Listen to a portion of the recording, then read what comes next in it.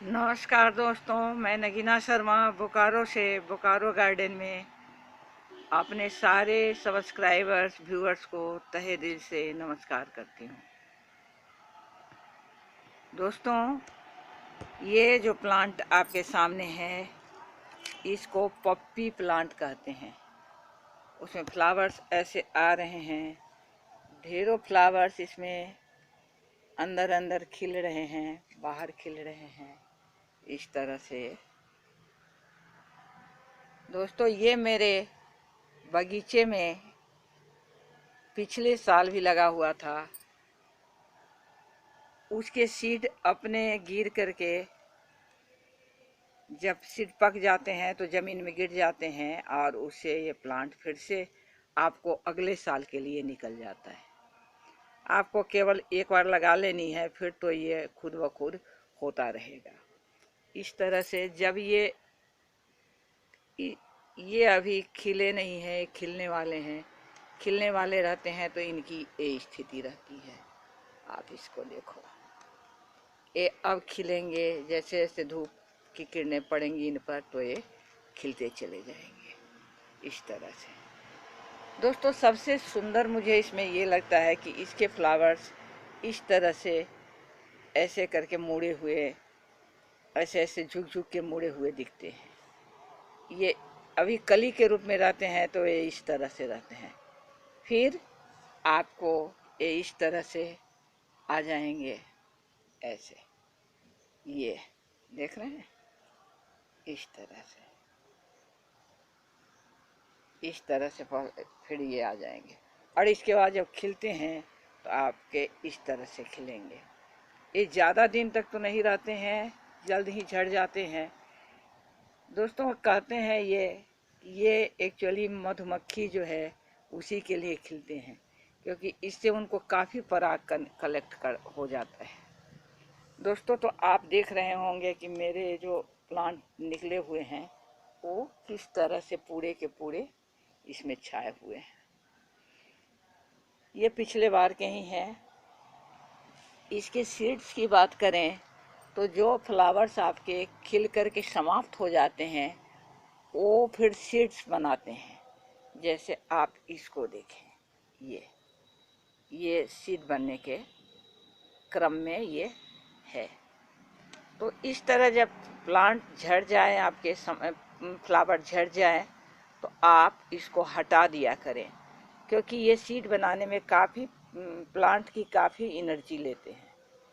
हाँ, 2-4 आपको अगर रखने हैं अगले साल के लिए तो आप इसको कलेक्ट कर ले सकते हैं। 2-4 को छोड़ दीजिए, पकने दीजिए, फिर उसको कलेक्ट कर दीजिए।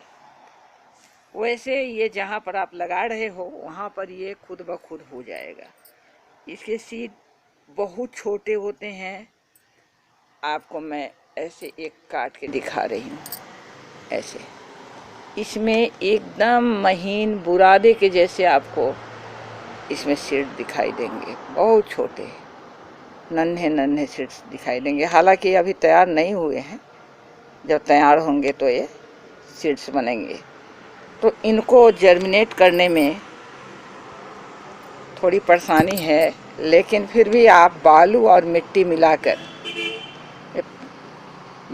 मिट्टी मिलाकर इसको जर्मिनेट कर सकते हो। लेकिन आपको ध्यान ये रखनी होगी कि ये जैसे ही नन्हे नन्हे पौधे रहे उसी समय आप इनको जहाँ लगाना है वहाँ शिफ्ट कर लो, क्योंकि इसमें टैप रूट होते हैं।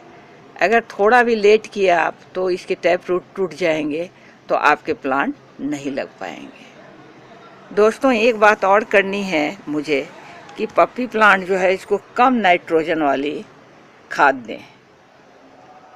ज़्यादा खाद की आवश्यकता तो इससे है नहीं, जैसे भी मिट्टी में लगा दो लग जाते हैं। लेकिन फिर भी आपको जब देनी है, खाद देनी है, कम से कम फ्लावरिंग जिस समय करे उससे पहले इसमें फर्टिलाइज़र देना चाहिए। तो कम नाइट्रोजन वाली फर्टिलाइज़र, जैसे अगर NPK का हम डालते हैं तो 2-5-5 का अनुपात वाला जो है उसको हम डालें तो इनके लिए अच्छा रहेगा। और सीड को सुखा करके आप रख लें तो अगले साल ये आपके काम आएंगे। ये बहुत ही हरे भरे बगीचे को अगर आपके पास कोई कियारी है तो उसमें आप लगा दीजिए, इसी तरह से खिलते रहेंगे। अभी थोड़े कम हो गए हैं, कुछ झड़ गए हैं, कुछ अभी कली के रूप में हैं, बहुत ज़्यादा नहीं खिले हुए हैं। एक दो देखिए वहाँ से निकल के दूसरे साइड में भी चले आए थे। इधर भी थोड़े से हैं जो अभी खिलने के क्रम में हैं। तो इस तरह से पूरे के पूरे आपके बगीचे को भर देंगे। दोस्तों, इसमें दो तरह की वैरायटी होती है। एक तो आपका सीजन समाप्त होते ख़त्म हो जाएगा, और दूसरा ये है कि आपको सालों भर फूल देगा। तो ये आप पर निर्भर करता है कि आप कौन सी वैरायटी लेते हो। साथ ही अगर आप किसी प्लांट को ज़िंदा रखना चाहते हो तो आप उसको काटो नहीं, उसके पत्ते को तोड़ो नहीं, उसे खुद ब खुद सूखने दो, तो वो प्लांट फिर अगली बार आपका आ जाएगा, रह जाएगा। ये मैं अपने एक्सपीरियंस से बता रही हूँ। दोस्तों, एक चीज़ और मुझे कहनी है कि जब भी आप सीडलिंग करें तो आप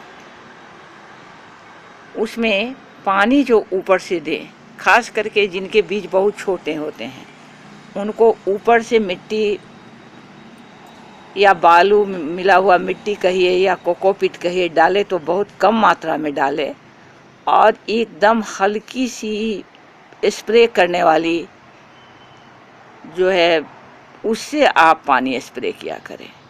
अगर बहुत कस के पानी दे देने से वे क्या होंगे कि आपके बीज नहीं जर्मिनेट हो पाएंगे, वे ये हो जाएंगे, समाप्त हो जाएंगे। दोस्तों, जब इनका आप सीडलिंग को निकाल के दूसरे जगह ट्रांसफ़र करें, दूसरे जगह रिपोर्ट करें, तो उस समय एक दो चीज़ का ध्यान रखें। एक तो इसकी रूट की ध्यान रखें, क्योंकि इसके रूट जो होते हैं वो टेप रूट होते हैं, मैंने पहले भी कही है। तो अगर टूट गए तो प्लांट नहीं लग पाएंगे।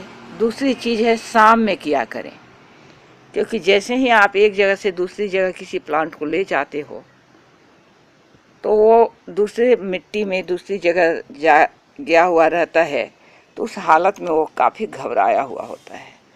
तो अगर आप शाम में लगाते हो तो पूरी रात का समय मिल जाता है, उसे अच्छे से अपने को सेटल कर लेता है, तो आपके प्लांट को कोई परेशानी नहीं होती है, वो आसानी से सरवाइव कर जाते हैं।